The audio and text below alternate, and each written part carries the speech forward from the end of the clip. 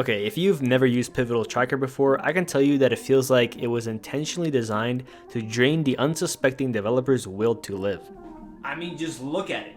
It's 2023 and it looks like the UI hasn't changed much since its launch in 2006. A UI that a developer stares at for 2 hours a day needs to be bright and refreshing, so before the depression set in, I put together a cute little extension to brighten up the dashboard. Introducing the Pivotal Tracker Styler.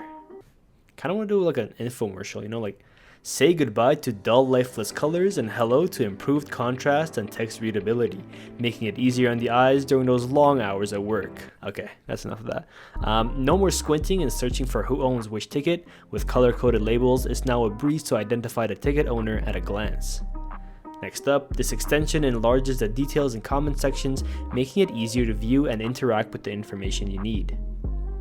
Furthermore, the rarely used reject button is now only available in the expanded view, reducing the preview clutter. Ticket status is now displayed as gray text, allowing you to quickly gauge the progress of each ticket, excluding the unstarted ones. For a cleaner interface, you can choose to remove the ticket selector button, but don't worry, it's reactivatable for when you're organizing all of your tickets. And lastly, stay focused on completing in-progress tasks, as the unstarted tickets can be optionally grayed out to visually de-emphasize them. Honestly, the code is pretty simple, but if you want to check it out, it's open source. The link is in the description.